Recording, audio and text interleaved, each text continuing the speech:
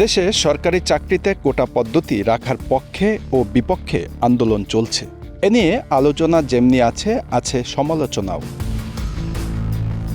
প্রতি ২-১ বছর পরপরই এ ধরনের আন্দোলন দানা বাঁধে এবং নিকট অতীতে যতগুলো আন্দোলন হয়েছে তাতে কোটা রাখার পক্ষে শক্তির জয় হয়েছে।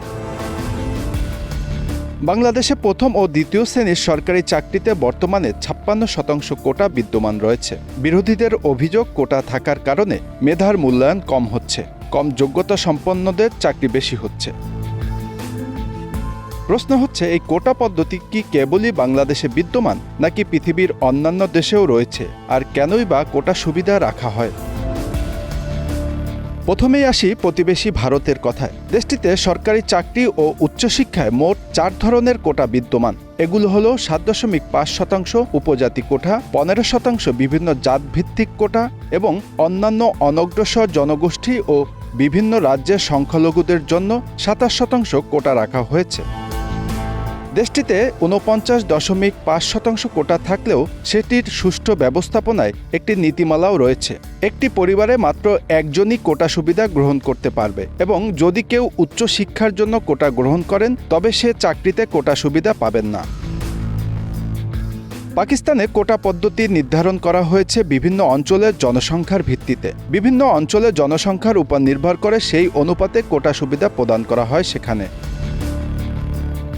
দেশটিতে কোটা পদ্ধতির মূল উদ্দেশ্য হচ্ছে বিভিন্ন অঞ্চল থেকে যৌক্তিক পরিমাণ মানুষ যাতে বিভিন্ন প্রতিষ্ঠানে প্রতিনিধিত্ব করতে পারেন। পাকিস্তানে সরকারি চাকরিতে সমগ্র দেশ থেকে মাত্র ৭.৫% চাকরি মেধা, যোগ্যতা ও অভিজ্ঞতার ভিত্তিতে হয়। বাকি ৯২.৫% চাকরি বিভিন্ন অঞ্চলের জন্য সংরক্ষিত। সরকারি চাকরি সবচেয়ে বেশি কোটা বরাদ্দ রয়েছে পাঞ্জাব প্রদেশের জন্য। পাঞ্জাবের ৫০%, সিদ্ধ প্রদেশের জন্য ১৯%, খাইবার পাখতুয়ানের জন্য রয়েছে ১১.৫%, বালুচিস্তানের জন্য ৬%, আর গিল্টের জন্য রয়েছে ৪%, আর আজাদ কাশ্মীরের জন্য ২%। উন্নত রাষ্ট্র কানাডায়ও রয়েছে কোটা পদ্ধতি। দেশটিতে মূলত নারী, প্রতিবন্ধী, আদিবাসী এবং সংখ্যালঘুদের জন্য কোটা রয়েছে। ৪টি শ্রেণীর মোট কত শতাংশ কোটা নির্ধারণ করা হয়েছে সেটা সুস্পষ্টভাবে কানাডার এমপ্লয়মেন্ট ইকুইটি অ্যাক্টে নির্দিষ্টভাবে বলা না হলেও সেটা কখনোই মেধার চেয়ে বেশি নয়। নারীর ক্ষমতায়নের জন্য ইউরোপীয় ইউনিয়ন দেশগুলোতে ২০১২ সালে এক পরিকল্পনা গ্রহণ করে, যার মাধ্যমে ২০২০ সালের মধ্যে নন এক্সিকিউটিভ চাকরিতে যেন ৪০% নারী প্রতিনিধিত্ব করতে পারেন। এবার দেখা যাক বাংলাদেশের চিত্র।